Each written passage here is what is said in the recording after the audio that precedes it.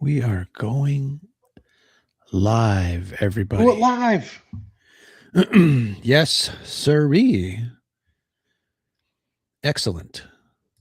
Welcome. It's Saturday night, Brad. And I ain't got no body. Oh, echo. Echo, are you echoing? Oh no. You and Sean. That's we'll never let him live it down, Mr. Echo Sean. Brad, how you doing, sir? I'm good. You look As I like sent you the you're picture, I can't get the lighting right in this place. you I look got the like new. you are transmitting from your secret villain lair. You look I like a am, James Bond villain. dude. I love this office. I'm not quite done with it, but it's amazing. I'll send you screenshots when I'm finally done. So Very nice. this is the nerd cave out here. Uh, Also slash my office, and then I'm going to have the actual man cave in the house, which will be the Star Wars room. So Very we had to nice. get everything out of there. All the D&D, all that kind of fantasy nerd stuff is out here in this office, and then we'll get the Star Wars room set up. So I'm pretty spoiled to have pretty much two man caves. But Yeah, that's quite a feat.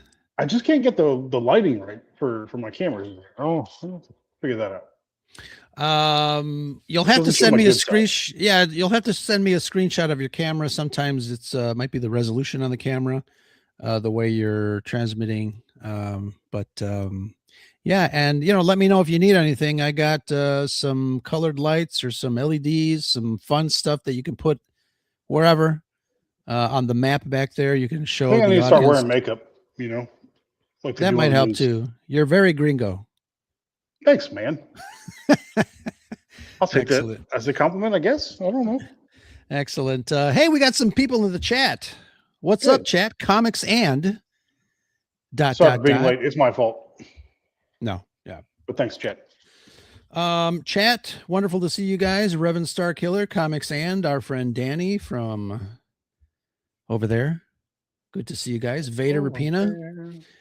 Vader Rapina is watching us on his PlayStation that he won from the Scarif Scuttlebutt podcast. I wonder if he actually does watch us on the YouTube app on the PlayStation that he won. Great way to watch.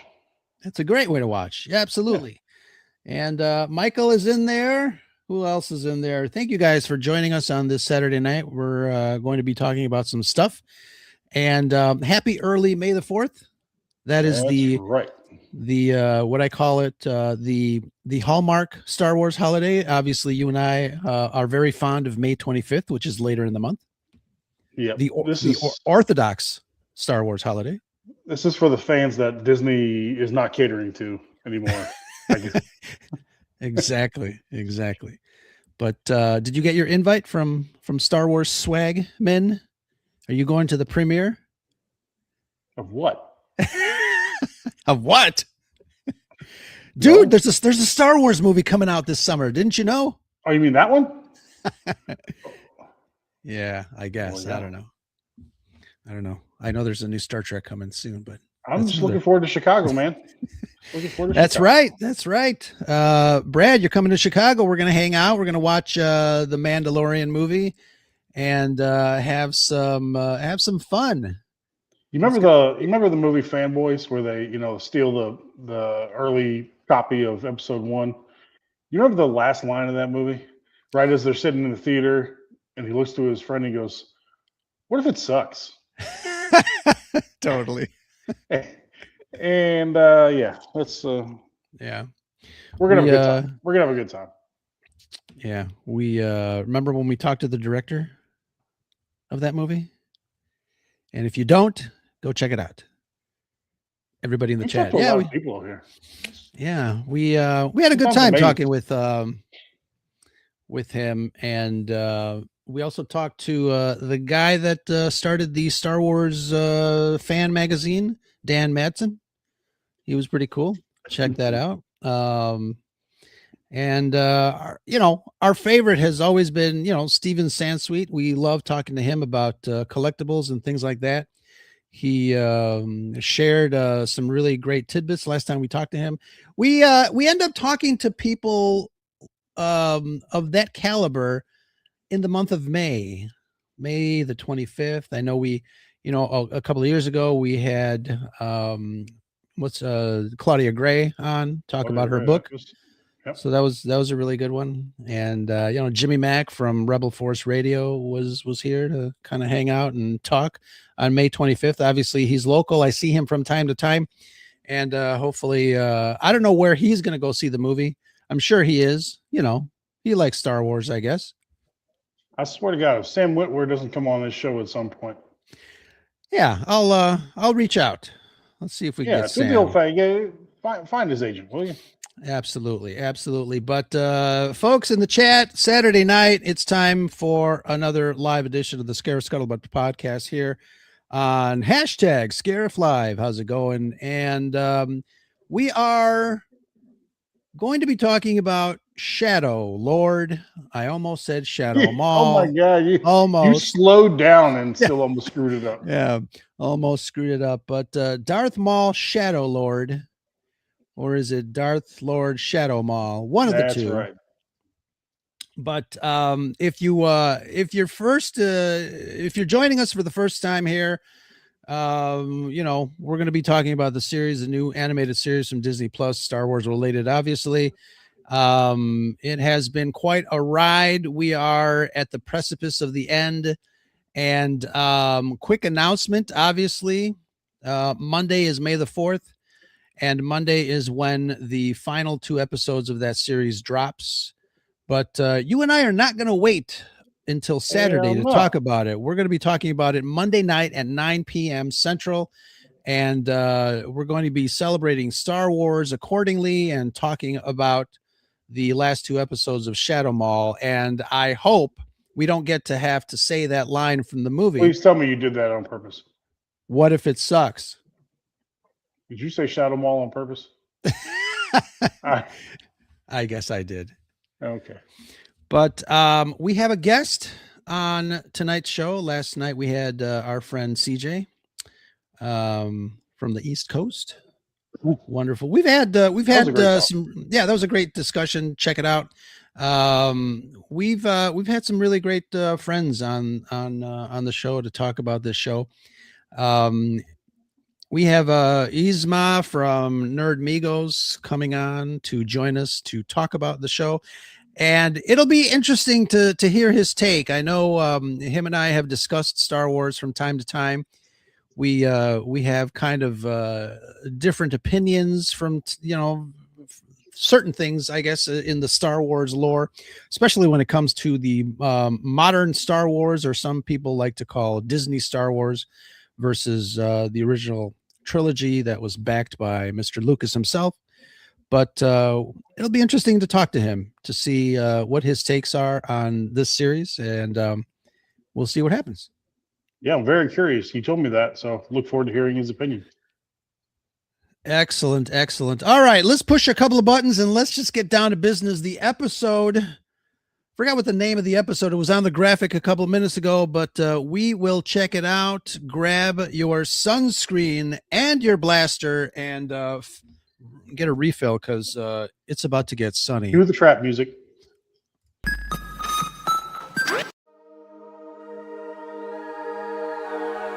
This podcast is a member of the Red 5 Network.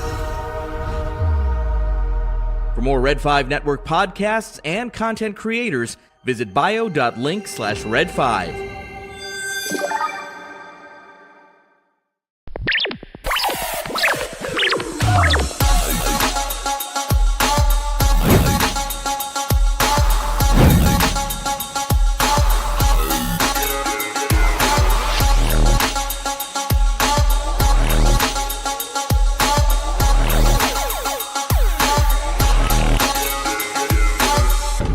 This station is now the ultimate power in the universe.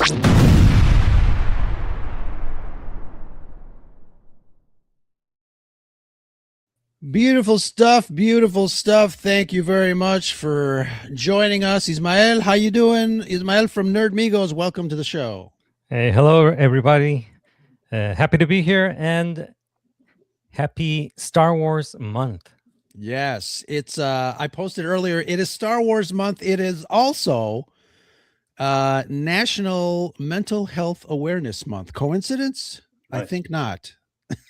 Because Some sometimes Star Wars is good for your mental health. yes, and this franchise certainly tests us, doesn't it?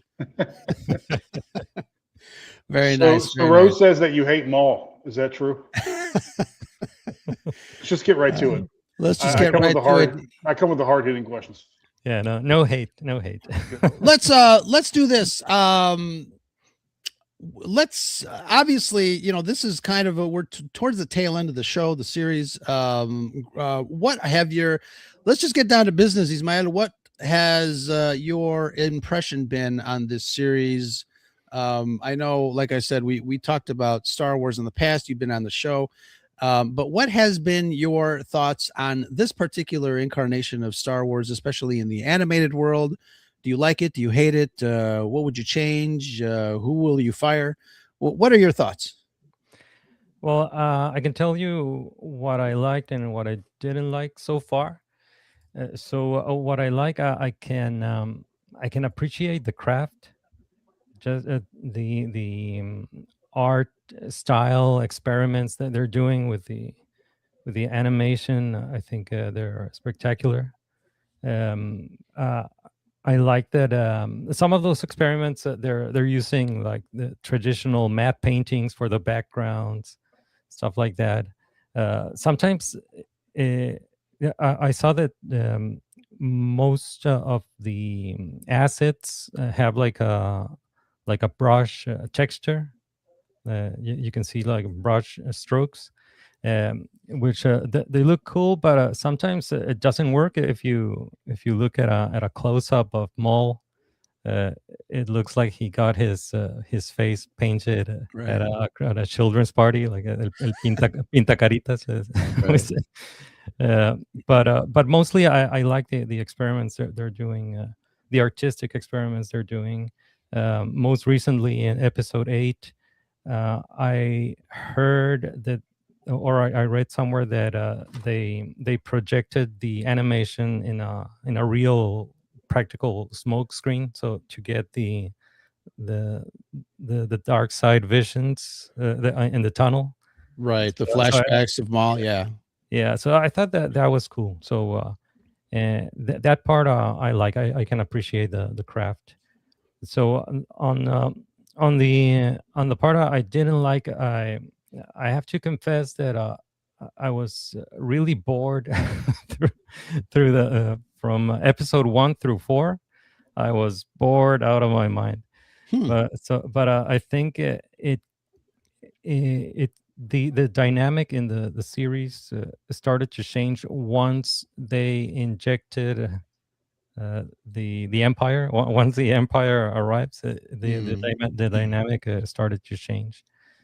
So yeah, and I say it's boring because it's not mythic. They're not aiming for myth building or mythic storytelling. It really feels mundane. Like it does have some mythical potential, but it's buried under the mundane police procedural.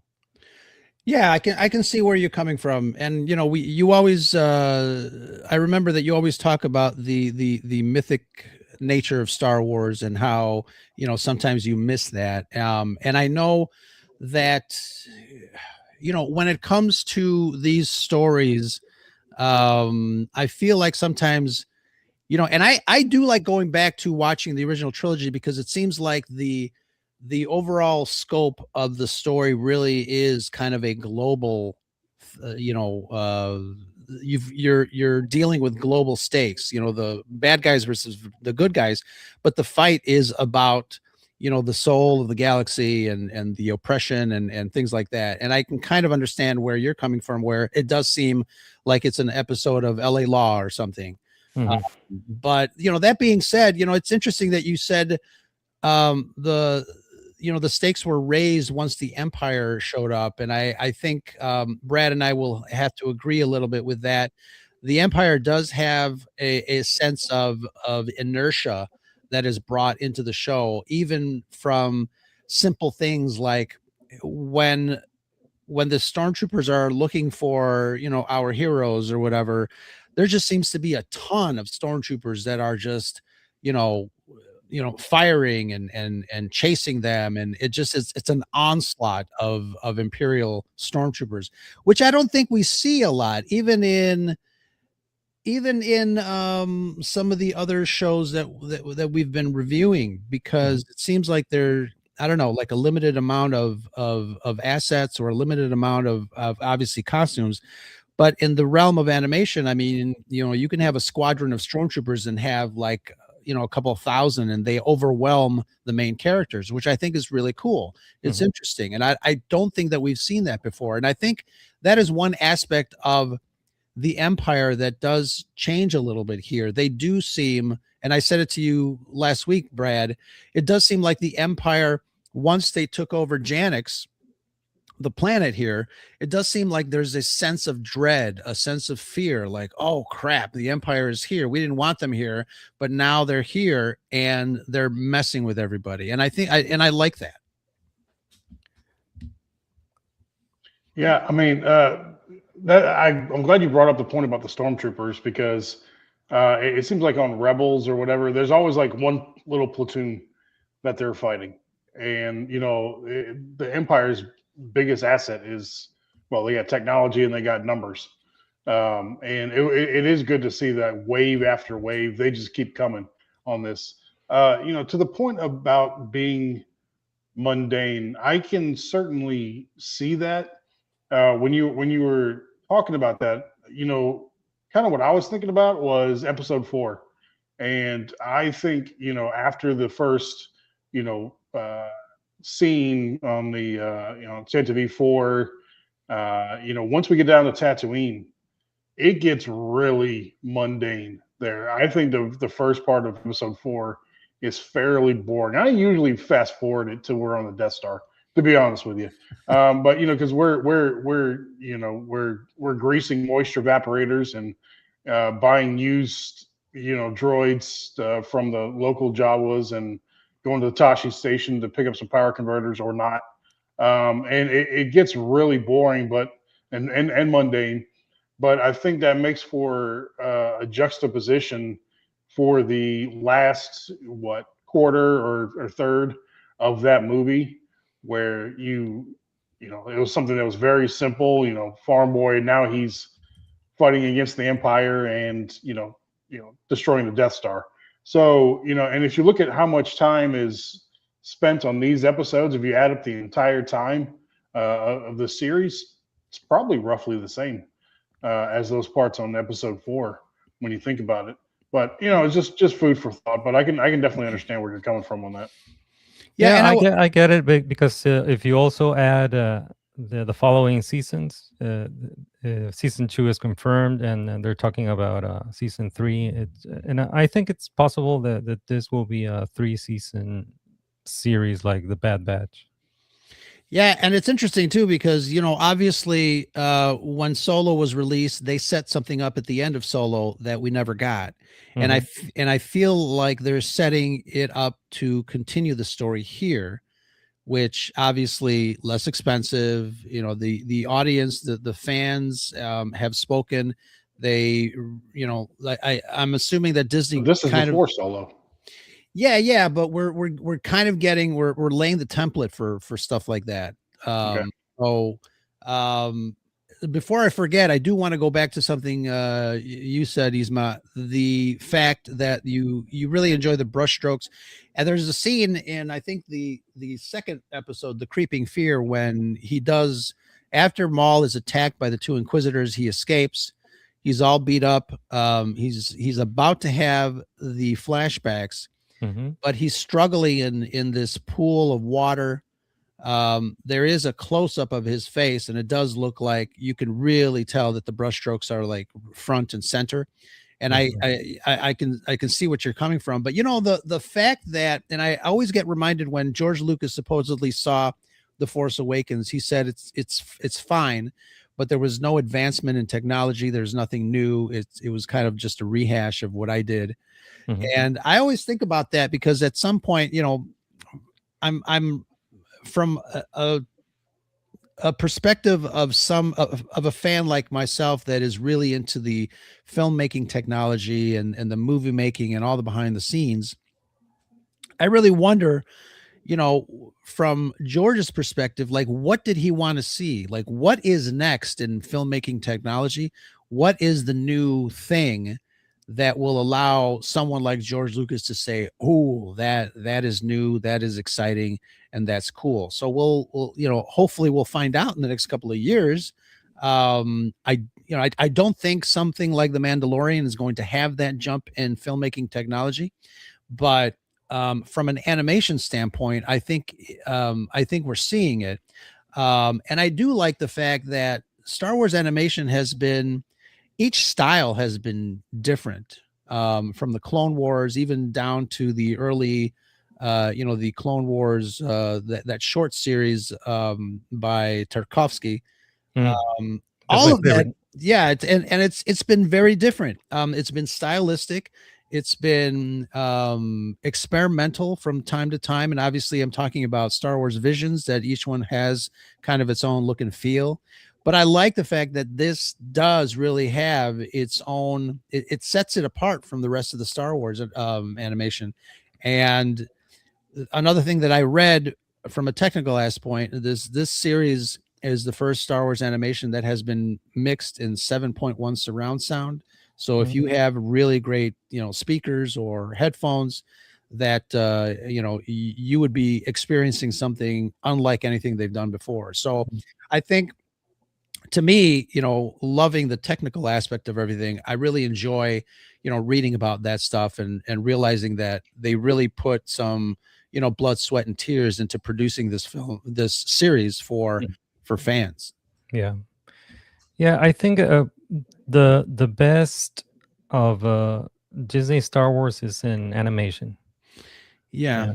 Yeah. For me, for my preferences, for my taste, I think the best Disney Star Wars has done is in animation, and I prefer the ones that are not canon, like Star Wars Visions and Lego Star Wars. But I think it makes sense. Disney, they're experts in animation, so it makes sense that they create animated Star Wars. I think it's a no-brainer. I think that they should have done an animated feature by now, or from the start, from the first thing that they should have done. But yeah, I appreciate the craft. They Yeah. did the Clone Wars movie. Uh, It was the first thing they did. No, that was That no, was they no, that that was was before. that was still George. Never That mind. was Yeah, still Never mind. George. That was That still was George. But they bought it, so therefore, never mind. I'll shut up now. That wasn't them. Yeah, I mean, we've And it always said wasn't that. good. Yeah, and we've always said here on the show that Star Wars animation seems to be more of a hit than some of the live action stuff. yeah. Yeah, I mean, for a time, I was enjoying Bad Batch a lot more than I was enjoying The Mandalorian. Yeah. They were kind of running concurrently, but yeah. Any other thoughts on the series before we kind of go into the two episodes in broad strokes? Yeah, just the animation, the lightsabers look great. Yeah, The lightsabers look great, and they look better than the live action series, because in the live action series they look like the light tubes, like the the ones you collectible get at, lightsaber. yeah, the ones you get at Target. Yeah, the ones you can buy, Yeah. the ones that any collector can buy. They don't really look like a laser sword, and These also they're not mortal anymore. Right. You can poke someone And they'll die. and they'll survive. But they in this look and series, sound angry. yeah, in this series, the lightsabers look and sound great. The aspect of the lightsabers is interesting, because there have been some people that have noticed the interaction of lightsabers in the animated series with the elements. There's obviously the scene where the two Inquisitors are chasing Maul in that cave, and there's waterfalls. They go through it. There's a shot. It's a beautiful shot where the two Inquisitors go right through the water, but then when they land behind the waterfall, you can see that the water, or that the lightsabers are causing steam from the water that was just hit, and you can see kind of the cloud of steam rising from them. And I think that's great. And you're right. I mean, so, I'm thinking kind of like of the Acolyte when those episodes dropped, and I'm like, did they finish the effects on the lightsabers there? Because they don't look really great. Isma, do you have any standout favorite characters in the series thus far? I know we're getting to know everybody, but what are your thoughts on any new characters that you might like? I'm starting to like the Jedi Master. Yeah, I don't remember his name. Yoki? Okie dokie. Okie dokie, Yeah, as Brad calls him. Okie dokie. Yeah, he's interesting because I think he's the closest they've gotten to what the Jedi are, because they always try to make them stoic, right? But stoic doesn't mean boring, right? So they always make them stoic, but they don't know how to give them a personality. And I think that the best example of bringing of getting that balance of stoic and personality is Qui-Gon Jinn. I think he's the quintessential Jedi. So Qui-Gon and Obi-Wan, that's when they got it right. So I think that's a template, and I think this one at least it's trying to imitate that. Yeah, and Brad, you didn't like Okie dokie at first. Okie dokie. I still don't. I still don't. Yeah. Yeah. I mean, I don't feel, to your point about Qui-Gon, I don't think there's been a real Jedi Master since Qui-Gon. He's the best. He's the best. Yeah, I mean, putting people in harm's way, go into somebody's apartment. Hey, we need a ride. Yeah. Now, come on now. Yeah. So when you think about Qui-Gon, like how many different decisions he would have made in all these different situations. The galaxy was a sadder place when we lost Qui-Gon, for sure. Yeah. Yeah. I'm not saying he's the new Qui-Gon, but I think that they're trying to give him a personality, at least, not just making him stoic like Ahsoka, like the old Ahsoka. Yeah. So yeah, Brad, you obviously master, as Vader says, Master Okie Finoki. What other characters are kind of piquing your interest, Brad, going forward to see them develop? Well, besides Spybot, as Vader mentioned in the chat, that is the biggest asshole droid we've seen in a while since Chopper. But at least we can understand. Yeah, Spybot. he talks like Mr. Bean. But I am very interested in to see which way Devin goes. Right. She's obviously very strong in the Force, and she's kind of got a Anakin and Ahsoka, young Ahsoka type vibe to her, where she wants to take action instead of laying low like her master wants to. I am very interested to see which path she chooses, and it may be, looking at it now, might be well into season 2 before we actually see which way she ends up going. Yeah. There's little details too in her character that obviously you mentioned that she's strong in the Force. She was able to kind of hold her own a little bit during that train sequence with Maul and the other Inquisitor or whatever. She didn't die against an Inquisitor. Most Jedi just die against the Inquisitors. So yeah, but there are little hints that give you an idea that she might, she might be starting to kind of be tired of hiding and want to be on the offensive. Master Okie dokie, I'm just going to call him that. Yeah. He wants to continue to hide and step away from things, but she obviously when Lawson's kid gets captured by the Empire, he wanted to just disappear, and she kind of held her ground and said, that's not what we should be doing. We should be helping them instead of running away. And she's starting to kind of show a little bit of an attitude, and I think there's a little frustration too that I feel might be in the future will get fanned because obviously Maul wants her to become his apprentice. So we'll see how that pans out going forward. But I think obviously there were rumors or talks that she's going to kind of be a carbon copy of Darth Talon. But we'll see how that turns out. Yeah, the problem I see with Devon is that she really doesn't have a personality. At least in the first 4 episodes, there's not much of a personality there. And I think her master is what's holding her back. Just well, what I'm seeing is that she doesn't have a lot of personality right now because she's in the light side. So what I'm thinking is that they're saving her personality for when she turns to the dark side. That they've been telegraphing that she will become Maul's apprentice, and that's actually a pattern we've seen in Disney Star Wars, where the light side is passive and repressed, right, and the dark side is expressive and liberated.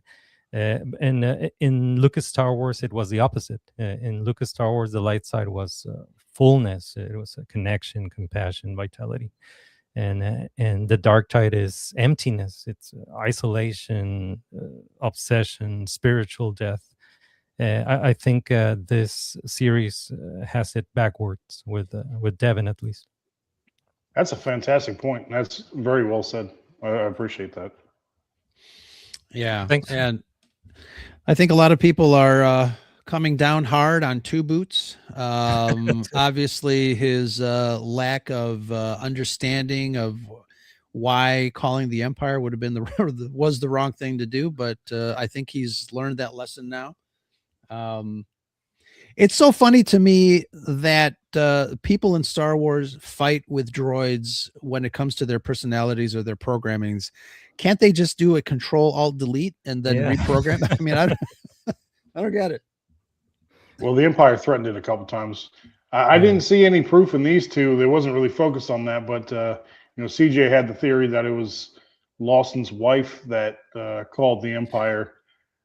Which I like that theory, but I didn't really see any other proof of that.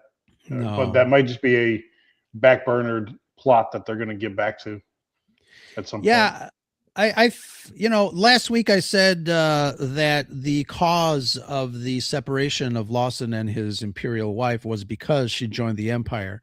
And obviously, this is another one of those plot lines in the series that seems a little too, grounded in reality. Yeah. But it's I think it's going to be an interesting dynamic to explore. Lawson being who he is, and then married to an Imperial, whatever she is. I did not recognize the uniform. She was not an officer. It seemed like she was something other than military. I can't remember. She didn't have any of the insignias on there. She, obviously she was Imperial. She had a hat, or I think she had some sort of hat on, but no authority. Yeah, so who knows? And I know, now we've seen, Imperial scientists, we've seen engineers, so who knows what her job role is. So we'll see going forward. I think it'll be interesting to find out. And also the dynamic between Lawson and this former bounty hunter who's the club owner. I almost kind of sense that there's a little bit of a relationship there too, because the son, I kind of felt like a weird apprehension when Lawson dealt with this club owner when his son was around, almost like maybe they had an inappropriate relationship, and that might have been a fuel to the fire for Lawson and the Imperial wife to kind of separate. And that might be me reading too much into it. because I'm an adult and we're watching cartoons, but still, I think it's an interesting thing if they kind of flesh that out a little bit, or at least give a purpose as to why they even introduced the Imperial spouse to begin with. Hmm. I thought she was going to make an appearance in these episodes. Yeah, she might still make an appearance on Monday. We'll see. Yeah, Vader says she's in charge of the Imperial Xerox machine. Could be. But one of the things that really impressed me, and I mentioned it before, obviously, is the sheer amount of stormtroopers that are out there, and the ships that the stormtroopers, I forgot the name of them. They're on drop ships most of the time. Yeah, the Republic gunships. Yeah, right. The gunships are really amazing. They sound fantastic in the series.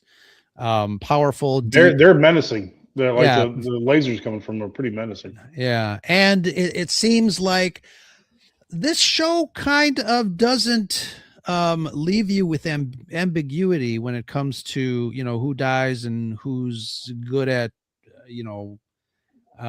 doing their job when it comes to the Imperial portion of the series. The Empire is out there in that sewer attacking Maul and the bounty hunters, the Mandalorians, and it seems like they get the job done. I mean, they are being overwhelmed by the numbers alone. And obviously they are being held there until the Inquisitors arrive. But they don't mess around. It seems like I hate to compare stuff, but in the Ahsoka series, you got this lightsaber duel with somebody gets a little flesh wound, and the next scene, we all think she's dead, and the next scene she's in the hospital. But everything is pretty much deliberate. They kill the one of the Maul's brother, his brother in quotes, I guess. Yeah, the other Maul guy. But like I said, it doesn't seem like they're messing around. They could. One of the things that I really dislike about some of the live action stuff is how they stretch out a plot point to make it 3 episodes instead of maybe an episode and a half, where this series pretty much gets down to business. The writing is pretty concise, deliberate. And I like that, because I think these, and I wasn't aware that they were going to be putting out 2 episodes at a time. But I think it helps because it does really kind of make it a little bit of a weekly event. Instead of just doing 1 episode, you've got 2 episodes to kind of chew your brain on. And they're short episodes also. Yeah. But a lot happens. They're packed. There's a lot of action. There's a lot of plot movement. Really great. The music too. The Kinders are doing a phenomenal job in creating some very memorable and texture filling background music, because it's phenomenal. I think there is in early episodes when Maul was talking to Devin about his problem with Palpatine, you can hear the introduction of the Emperor's theme very lightly, a nice little Emperor Palpatine motif in the background, which is phenomenal. And like I said, I think there's a lot of thought. There was a lot of thought that went into producing this series, and I think that's all us fans want, is them to think about the consequences and think about what it is that's important to the story and the characters, and then execute it well.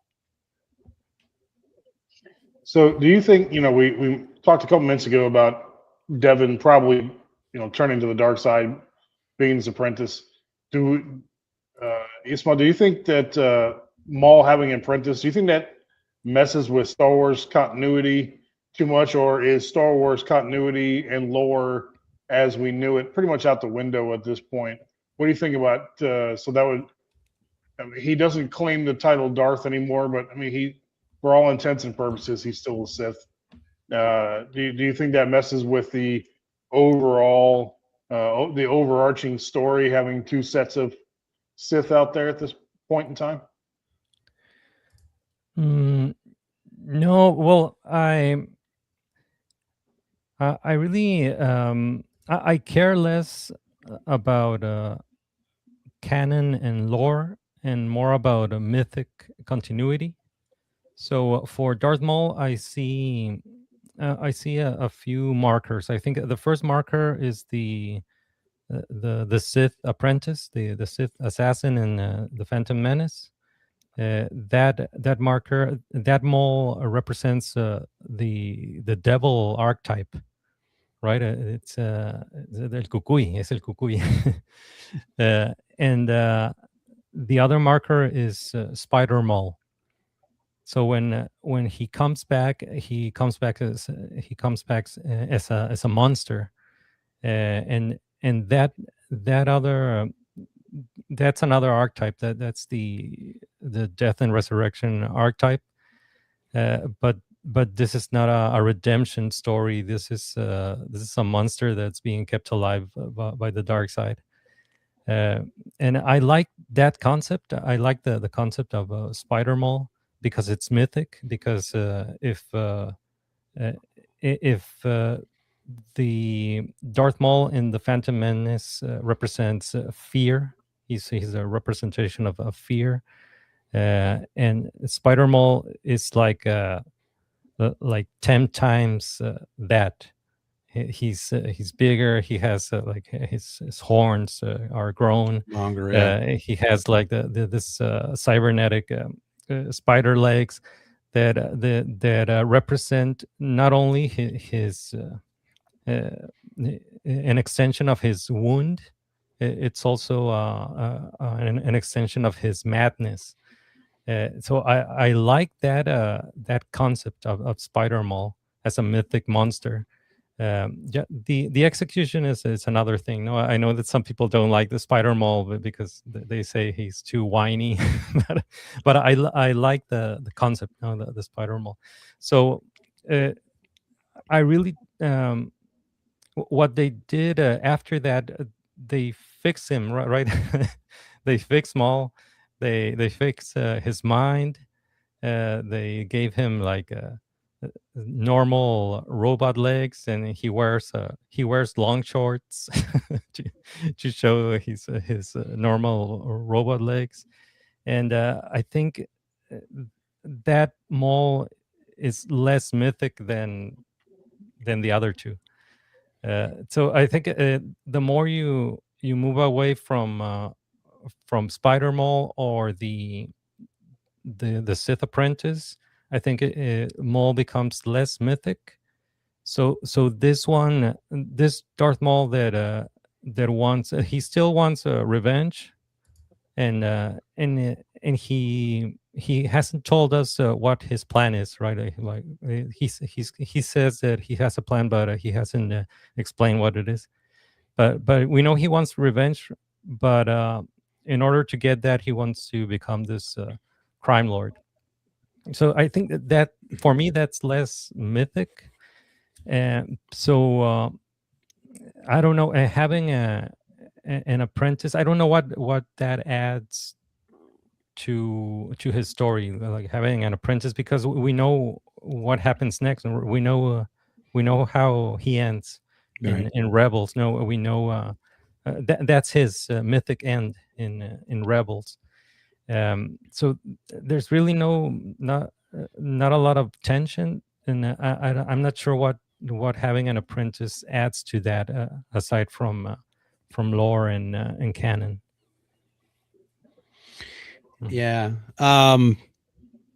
The fact that you're right. I don't think I think we can kind of guess to see why he wants an apprentice. I mean, they talked early on in the episodes regarding, his need for revenge against Palpatine. Palpatine killed his brother, his mother, ruined his life basically. And I think a while ago we posted a question, and we had folks try to chime in on that question: is Maul a villain or a victim? And I think this series really encapsulates the moments where we do kind of see a little bit of the character of Maul as a victim, being pulled by Palpatine to train under the guise of Darkseid, a Darkseid apprentice. The obviously killing of his people, his family, his brother by Palpatine also being used up until he no longer serves a purpose and he's still alive. It's interesting to me to see a little bit of, I don't know, fans just having a little bit of compassion over this bad guy. And I know Sam Witwer early on said that this series doesn't have good guys. It has bad guys and worse guys. So the sequence in the sewer where he has the flashback, which I feel like it was brilliantly done. He sees scenes from his life that really have affected him. There is a line in there when he gets up out of the water and he says, I want to make sure that he doesn't do this to anyone ever again. And I think some fans have even attributed that to maybe the fact that, Palpatine has done that to somebody else. He's done that to Anakin, and now he's Darth Vader. And I think later on, I think fans are obviously waiting for a showdown between the two Darths here in this series, which might come on Monday. I feel like there's Monday is going to come with a cliffhanger, and we won't be able to see that showdown until the following season. But it's interesting nevertheless. Anybody have any thoughts on that? Maul becoming a victim more so than a villain? Well, I think it's a red flag. Okay. Because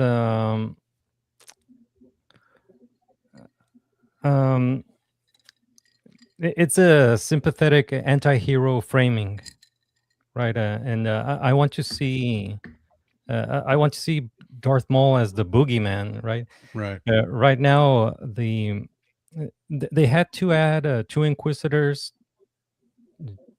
as antagonists for Maul in order for him to become a protagonist.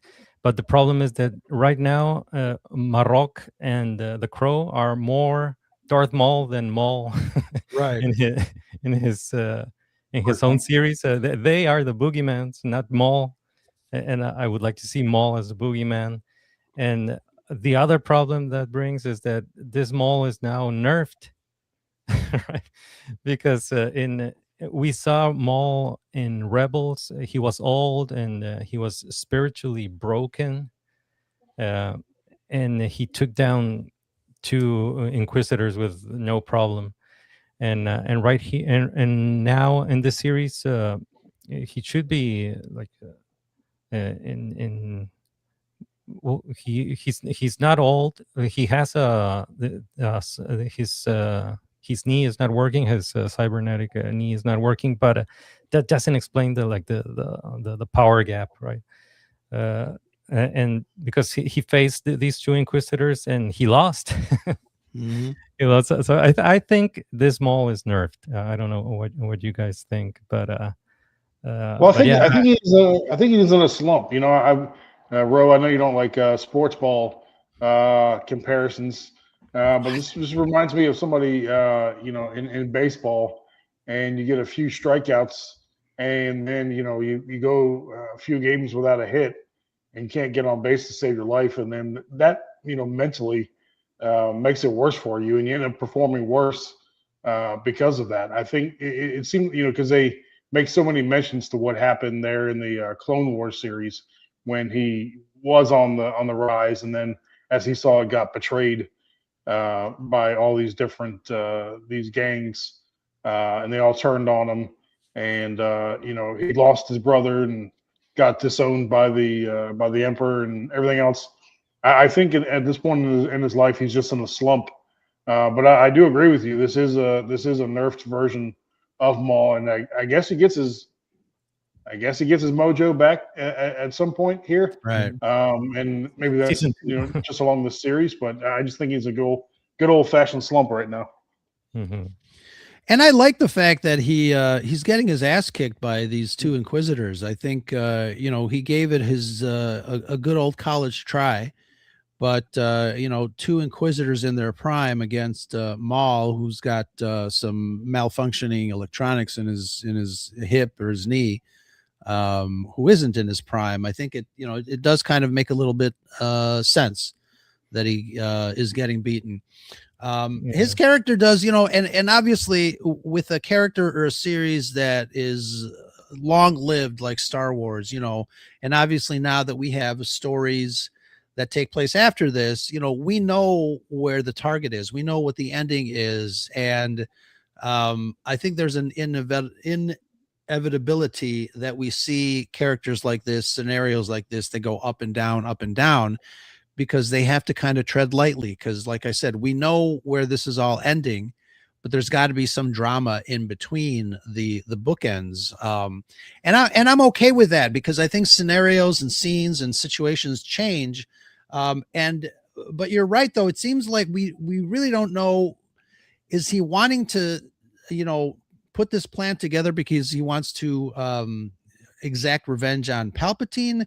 He did mention, because he heard him in his flashback, he mentioned Kenobi. And I know, obviously, that is still an open wound for him. It almost seems like there's some dialogue in there, too, that it seems like he really wants revenge against Palpatine at this point, and he's going to put a plan together to take over or at least topple the Empire, which I thought was interesting. I don't know if you guys caught that. Yeah, I think I remember that he said to Devin that if she came with him, he would reveal his plan. He would explain what his plan was. But I think that's as close as it got to an exposition of his plan. Yeah, I don't know if he's just dangling a carrot on that. Like, to your point, like, with his power level as it is right now, and the lack of clout, I guess, that he has. Like, Yeah. I don't know how, and I don't know whether we can say he's in his right mind. I mean, this is the most clearly I think he's thought in a while, but I still don't know how he thinks he could take on the entire Empire. I don't know. You and what army? I don't know what he's thinking at this point. Yeah, and it's interesting. Obviously, he had the support of the Mandalorians for a while. He tried that, but I almost feel like he's taking the lessons from Palpatine himself. Palpatine was able to manipulate and run things in the background, and he might want to be, he might want to do the same thing from that perspective, but using, someone like Devin or his connections to the underworld. Obviously, the tail end of the second episode, we get that little lizard character who took a phone call from Dryden Voss, and now they're going to go see him. So there are a lot of chess pieces here at play. I do feel like, as an audience member, we still don't know what Maul's plans are, and this is, we're coming up to the end of the first season. At least they're not as evident as I think they should be, or maybe that's the whole point. But who knows? Obviously, Monday's going to be interesting. We'll see what happens in the last two episodes here. I do feel like it's going to end on a cliffhanger that will have our jaws on the floor. Yeah, I mean, to your point about him trying to be like Palpatine, I still don't think he even realizes how much of just a pawn he was to Palpatine. Like, he thought he was Sidious's number two because of the master apprentice relationship. I don't think he even realizes that Sidious didn't give the first crap about him at all. He was always, he would sacrifice him in a moment's notice. And, I don't think he even realizes, he thought he got discarded, but I don't think he even realizes how much just a pawn he was. And, I like that he's thinking more these days instead of just being a weapon. However, Right.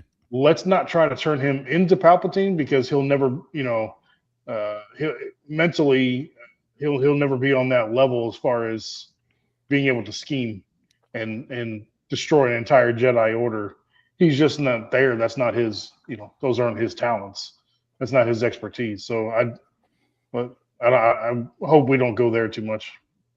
Yeah, that reminds me of the vision, the Force vision, where they show Palpatine taking a Maul from his brother. Mhm. It was very peaceful. he went voluntarily, but I was thinking that I like how they did that sequence of visions. Technically, with the smoke screen and the projection, but I wish they would have pushed it more towards the dark side because the way they did it, it's not much difference. It's not much different from a Jedi Force vision. And I think they could have done it like more horrific, like more Right. Yeah. like nightmarish, like more the distorted uh, visions. Because what I'm thinking is that in Disney Star Wars, the Sith are just like evil Jedi. Um, there's not it's not much different, but in Lucas Star Wars, the dark side and the light side are categorically different in their spiritual register. So I would have liked like something more creepy in the dark side visions, not just a recap of the Clone Wars.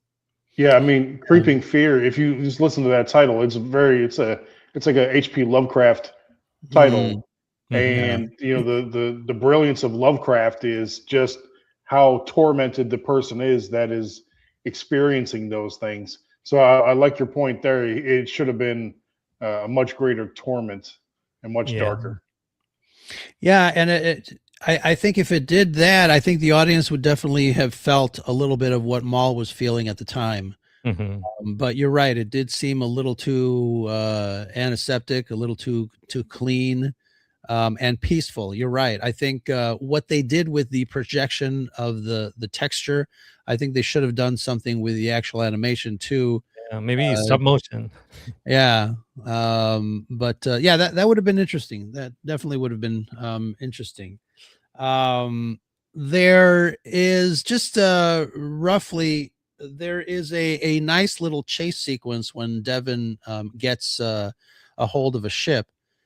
She fights off these big, large, burly aliens, and then we hear some really cool what they call diegetic music, some little rock and roll Star Oh, yeah. Wars rock in there, but it really carries the scene.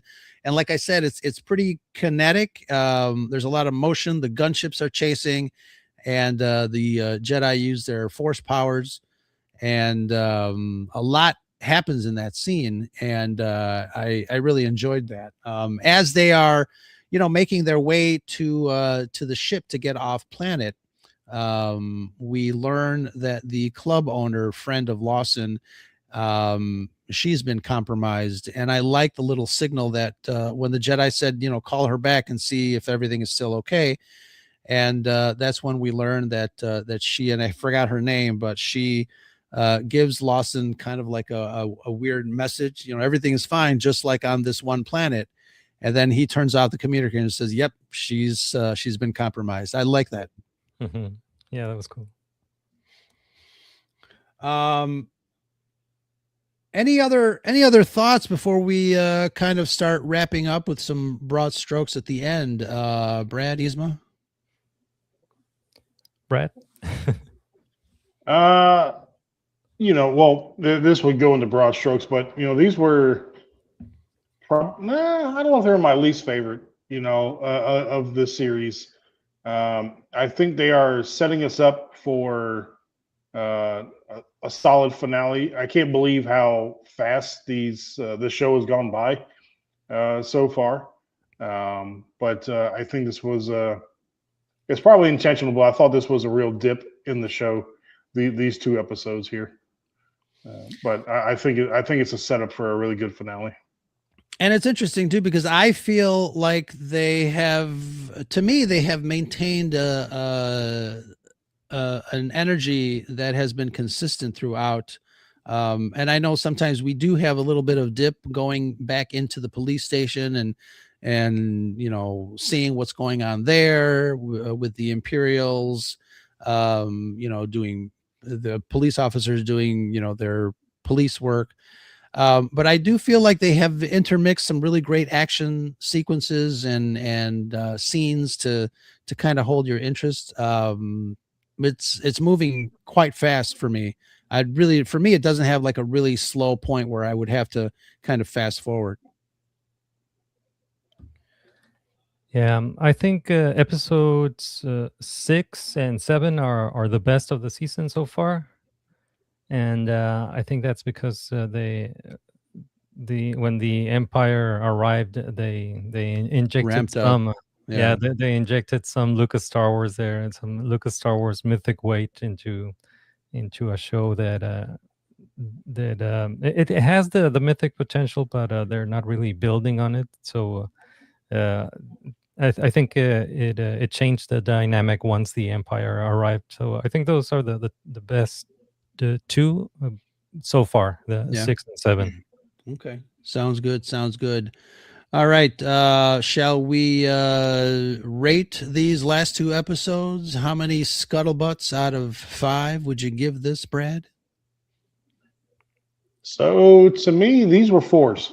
I don't know, like they it's funny how things hit people differently. Sure. And I love the feedback that you're both giving tonight. But I don't know. For me, these just didn't land as much as now. Episode 6 from last week, I'll give you that one. I think 6 was the best out of the entire series. But I like what they tried to do on these ones, especially with the creeping fear. But I just don't think they executed to a lot of Isma's points where they could have. So they weren't bad. They just didn't, knock my socks off. So I'll give them both a 4, which again, still a solid score if you ask me. But yeah, absolutely. Isma, how about you? I would like to rate it when the season is over, because I use 3 different scales. When it comes to Star Wars, I use 3 different scales. One is the mythic scale. How close is it, or how close does it align to Lucas Star Wars mythic continuity? The other scale is how well is it constructed, the craft, the production value. And the other scale is how entertaining is it? Did I have a good time? So I'll give you an average of Sir, the 3, we just use scuttlebutts on this show. We don't think that deeply. We just give it a few scuttlebutts. But yeah, if I can take a guess in scuttlebutt, these last 2, I'll give them a 5. Yeah. Okay. Yeah. Excellent. Interesting. Yeah. And like I said, I think for me, this series has been pretty consistent, a good mix of action and plot movement. Character design is interesting. I love the technical aspect. I too kind of give it, different, I use a different scale, very similar to you, Isma. But I will wrap it around, and I know for a long time I have been struggling with giving it a perfect score. I still don't feel like it would be fair to give any of these episodes a perfect, 5 or 10 out of 10, because there is a half a point that I'm saving for maybe Monday when it comes, and that is based on. To me, there's a character that I enjoy in Star Wars that is my favorite character of any movie or literature. And he's sitting behind my shoulder here, but if he shows up, then it'll be a perfect score. I think every time we see an Inquisitor, it's a missed opportunity to have Darth Vader kicking ass. Yeah, and here's the thing too. I mean, we can discuss this on another show, but the relationship between the Inquisitors and Darth Vader is a fascinating thing. Obviously, growing up, not knowing that Inquisitors existed in the stories here until a certain point in time, I think I have come to the realization that I'm okay with the existence of Inquisitors, as they are, kind of Darth Vader's right-hand man when it comes to just going out and hunting, random Force sensitives or Jedi that have been hiding in caves for the most part. Vader's got more important things to do. I'm going to go in between you guys, between Brad's 4 and Yzma's 5. I'm going to go, 4.5. Like I said, I really enjoyed a lot of aspects of these last 2 episodes. They were executed quite well. The look and feel, still this show has demonstrated how, a little thought in a long-standing series will go a long way. And from a technical aspect, they really did their homework, and I'm really enjoying the series. So looking forward to Monday's finale. And just a reminder to the chat, we are going to be live on Monday night after watching the series finale at 9:00 Central Time. So please join us for that. We're not going to wait until the following Saturday. On Monday night, May the 4th, we will be celebrating Star Wars accordingly. And absolutely, we'll be having a good time. Hey, Murra Rockstraw is in the chat. Thank you very much for joining us. And thank you everybody else for joining us. Let's do some quick shout outs. Vader Rapina, Revan Starkiller. We had Danny from Comics and earlier on. You guys have been fantastic. There was somebody else early on that I hope he was just lurking. Michael Nip, thank you very much. You guys have been fantastic, and we love talking Star Wars here on the Saturday night. Any final thoughts, Brad or Yzma? No, just thanks for the invitation. I had a blast. Excellent, and thank you for coming by. I know there was a little confusion. We gotta get Yzma on here with the Professor. The one that we had discussion. Yeah, so Brad and I a while ago did a wonderful discussion on what I called the 4 pillars of the dark side, and we spoke with a clinical psychologist about how the psyche works in all of the stages of the dark side. When Yoda says, how did he describe it, Brad? Fear leads to anger, anger leads to hate, hate and suffering. Yeah, so that was a very cool discussion, and that's how we do it here on the Scarif Scuttlebutt podcast. We go deep. Yeah, I think between their insights, I think we have a really deep discussion there. Excellent. Ismael, why don't you tell folks that are watching where people can find you to say hello there? Yeah, please go to nermigos.com for everything related to Nermigos. You'll find Nermigos, the podcast. That's geek news and commentary en español. And you will also find a collection of Nermigos comic strips. And that's it. You can find me everywhere online with our handle, Nermigos.